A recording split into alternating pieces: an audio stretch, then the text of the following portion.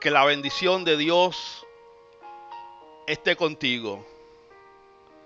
Que su gracia gobierne tu corazón y tus pensamientos.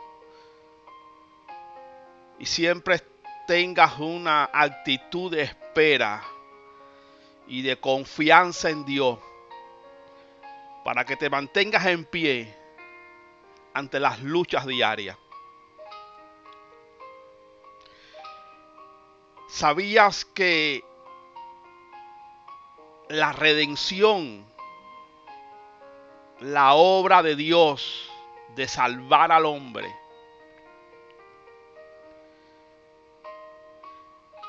es el tema que domina las páginas de la Biblia? Si eres de los cristianos que regularmente lee la palabra de Dios, estarás de acuerdo conmigo que has descubierto que los escritores del Nuevo Testamento constantemente citan o aluden al Antiguo Testamento.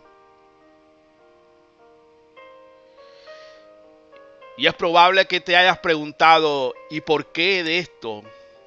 ¿Qué razón habrá que los movía para hacer tal cosa? Mire, los escritores bíblicos no separaban la persona y la obra de Cristo, ni incluso la vida de la comunidad cristiana de la historia sagrada que hunde sus raíces en el Antiguo Testamento. Muchas veces hemos escuchado en el ámbito de la iglesia que un texto fuera de contexto es un pretexto. Bueno, quiero decirte que al contrario de los que a veces se sugiere, los autores bíblicos no tenían el hábito de citar textos sin referencia a su contexto. Es por eso que cuando lees el Nuevo Testamento, más de una vez los escritores hacían referencia o aludían al Antiguo Testamento cuando hablaban de Cristo, cuando mencionaban la persona y la obra del Salvador. Hacían notar que esa enseñanza tenía que ver con algo que había sido dicho en el pasado. Quiero que recuerdes que la redención tiene su propio contexto y es toda la Biblia. Es lamentable que muchas veces escuchamos una predicación y se obvia totalmente el contexto del pasaje que se selecciona, su contexto inmediato. Y por supuesto, también muchas veces se obvia y se pasa por alto el contexto de esa cita relacionada con la redención que se viene desarrollando en las páginas de la Biblia. La historia redentora que se viene desenvolviendo y revelando en la palabra de Dios. ¿Sabes qué dice primera a los Corintios, capítulo 10, verso 11? Te lo leo. Y estas cosas les acontecieron como ejemplo, y están escritas para amonestarnos a nosotros. Esto lo escribió Pablo a los creyentes del primer siglo, aquellos que vivían en la ciudad de Corinto, hablando y haciendo referencia a lo que vivió Israel en el desierto,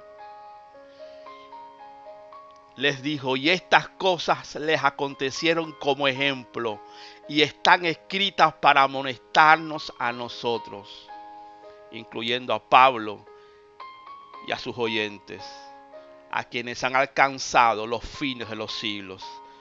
Ahí estamos tú y yo también. Lo que está escrito hunde sus raíces en el Antiguo Testamento.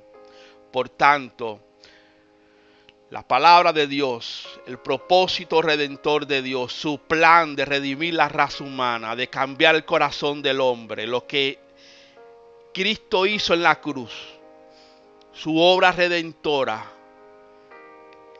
esa muerte que trajo una luz para que todo aquel que en Él cree no se pierda. No es algo desconectado de la historia que vemos narrado en la Biblia. ¿A dónde quiero llegar?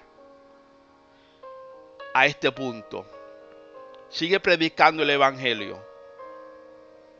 No dudo que lo hagas y que incluso lo estés haciendo con esmero y con entrega. Síguelo haciendo, pero recuerda, ten en cuenta la progresión de la historia de la redención.